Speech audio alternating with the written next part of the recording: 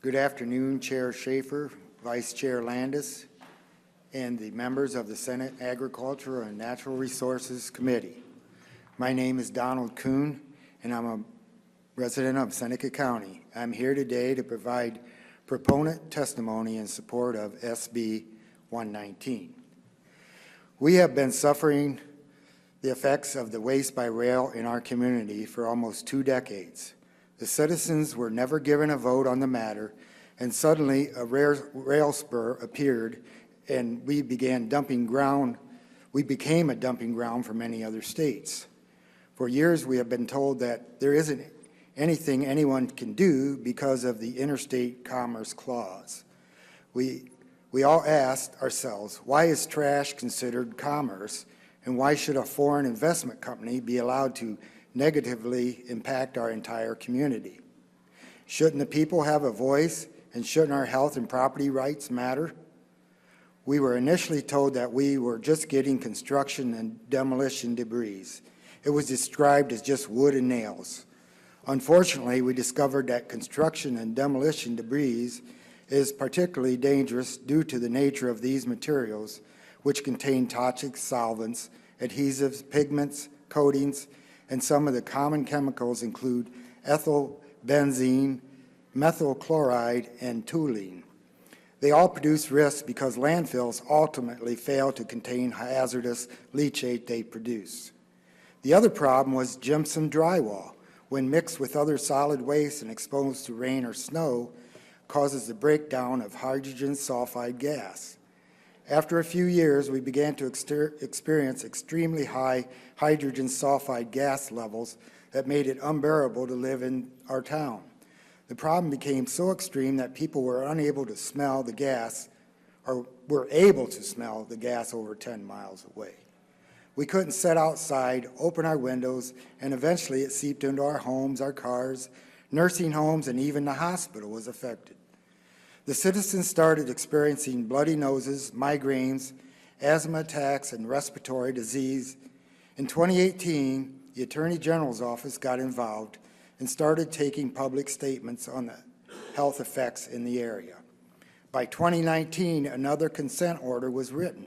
Unfortunately, they were given another pass in exchange for a settlement that didn't help our situation. The landfill gas is now burned off in a flare system that produces sulfur dioxide. Now we have high sulfur dioxide instead of another, and it's another harmful gas. The other problem we face is that municipal solid waste permit in Ohio includes all solid waste. So we discovered that we were getting construction and demolition debris, but we were also getting what is called specialty waste. That includes industrial and residential waste, as well as contaminated soil and ash that are known to pose risks to human health. In 2017, our town received 456,000 tons of contaminated soil from Boston without any public notice. This, combined with the fact that waste is entering as shredded material, means that contents are unknown and untested. We have no way of knowing what is actually in the 75 leaking rail cars that enter each day. The OEPA has admitted they cannot provide the funding for necessary testing and oversight, even though our landfill brings in millions of dollars that go to the OEPA. The rules for the landfill, written long before waste by rail landfill existed, and many of these problems were never considered. SB 119 is a great step forward to improving the situation we face in Ohio. We must protect our environment and protect our citizens from harm. While we are all in favor of economic development, it should not be happening at the expense of others' health, safety, and quality of life.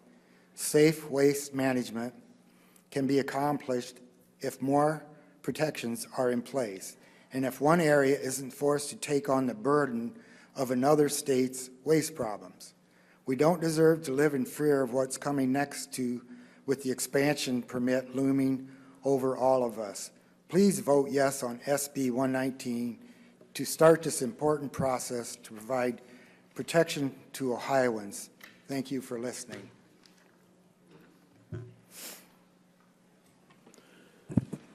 Okay, well, thank you very much for your testimony, and we didn't have the page 2 on our copies, but we will make sure we get it. Oh, my wife back- submitted it. Yeah, it was on the back. Do you happen to remember if we got it on email? Does this ring a bell at all? You got the initial? Okay, good. Well, let's circulate. Oh, would you mind just giving us your page 2? That way we can scan it and get it to everybody, Sure. so that we have a complete copy, if you would. Thanks.